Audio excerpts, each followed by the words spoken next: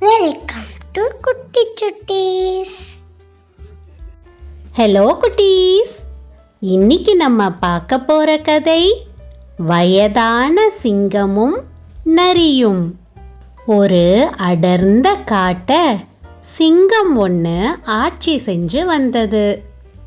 அது தன்னுடைய வீரத்தாலும் கம்பீரத்தாலும் காட்டில் விலங்குகளுக்கிடையே நடக்கிற எல்லா பிரச்சனைகளையும் தீர்த்து வச்சு எல்லா விலங்குக்கும் பிடிச்ச ராஜாவா வாழ்ந்து வந்தது. சில நாட்களுக்கு பிறகு ராஜாவுக்கு வயசாகிட்டதால முன்ன மாதிரி ஓடி ஆடி வேட்டையாடவோ மற்ற விலங்குகளுடைய பிரச்சனைகளை தீர்த்து வைக்கவோ முடியல. அதே காட்டில் தந்திர குணமுள்ள நரி ஒன்றும் வாழ்ந்து வந்தது.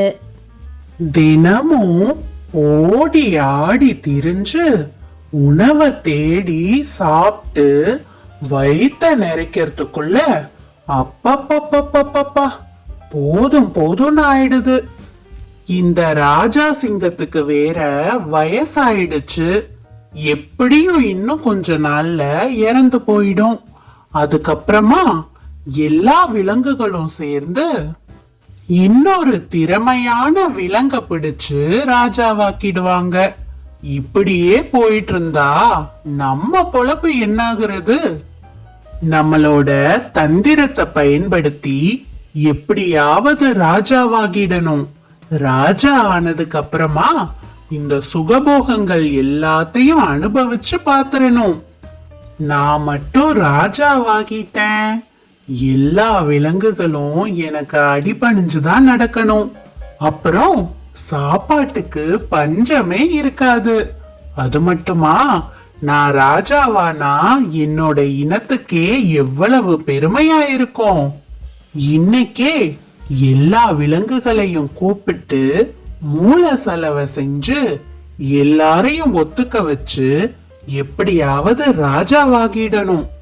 இப்படி திட்டம் போட்ட நரி காட்டில் உள்ள எல்லா விலங்குகளையும் முக்கியமான விஷயம் பேசணும்னு சொல்லி ஒன்னா வரவழைச்சது. இதோ பாருங்க நண்பர்களே, நம்மளுடைய சிங்கராஜாவுக்கு வயசாகிடுச்சு. முன்ன மாதிரி காட்டுல உள்ள பிரச்சனைகளை எல்லாம் அவரால தீர்த்து வைக்க முடியல. இதனால அமைதியா இருந்த காடு இப்போ பழையபடி நிறைய பிரச்சனைகளோட அமைதி இழந்து காணப்படுது. நம்ம காட்டுக்கு உடனடியா ஒரு நல்ல ராஜா தேவை. நம்ம எந்த முடிவும் எடுக்காம இருந்தோம்னா பிரச்சனைகள் அதிகமாகும். அப்புறம் விலங்குகள் ஒன்ன அடிச்சு சாப்பிடும். இந்த காடே அழிஞ்சு போயிடும். பிரச்சனையோட தீவிரம் உங்களுக்கு புரியும்னு நினைக்கிறேன். அதனால என்கிட்ட ஒரு நல்ல ஐடியா இருக்கு. இந்த காட்டிலேயே ரொம்ப புத்திசாலி யாருன்னா அது எங்க நரி கூட்டம் தான்.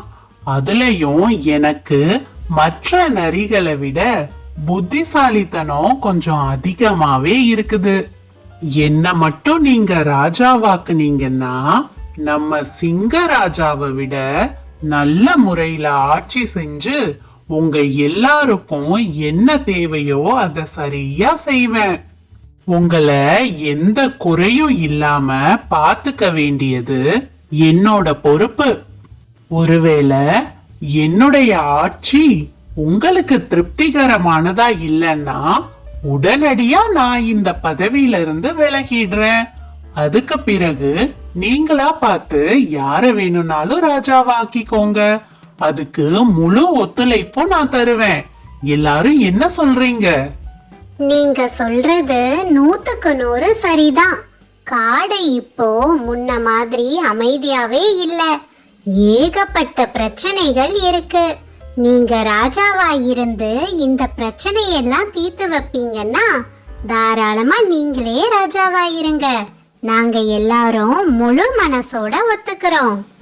இப்படி தந்திரமா பேசி நரி ராஜாவானதுக்கு பிறகு காட்டில் ஓநாய் கூட்டத்துக்கும் கரடி கூட்டத்துக்கும் சண்டை நடந்தது.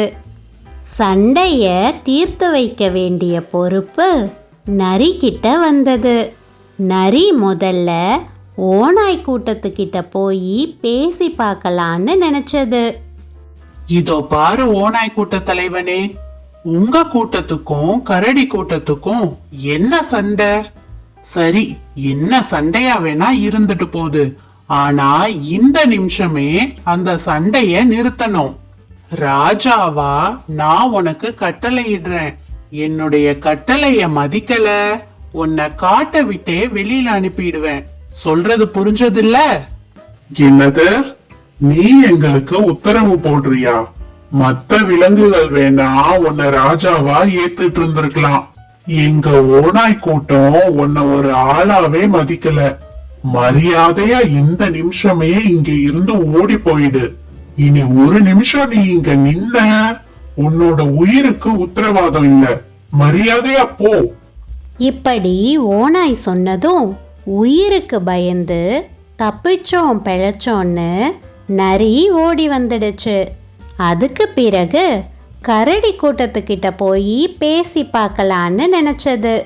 கரடியும் நரிய அடிக்காத குறையா திட்டி அனுப்பிடுச்சு.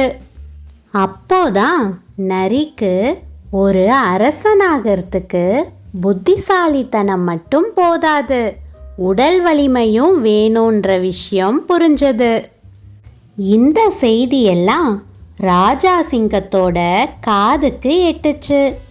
எங்க தான் ஆட்சி செஞ்ச இந்த காடு வீணா போயிடுமோன்னு கவலைப்பட்ட ராஜா சிங்கம் பக்கத்து காட்டில் இருக்கிற தன்னுடைய தம்பி சிங்கத்தை அழைச்சிட்டு வர சொல்லி குரங்க தூது அனுப்புச்சு. குரங்கும் பக்கத்து காட்டுக்கு போய் தம்பி சிங்கத்துக்கிட்ட நடந்த எல்லா விஷயத்தையும் விளக்கமா சொல்லி கையோட தன் காட்டுக்கு கூட்டி வந்தது. காட்டில் இருக்கிற மற்ற விலங்குகளும் ராஜாவுடைய தம்பி சிங்கத்தை புதிய ராஜாவா ஏத்துக்கிட்டாங்க.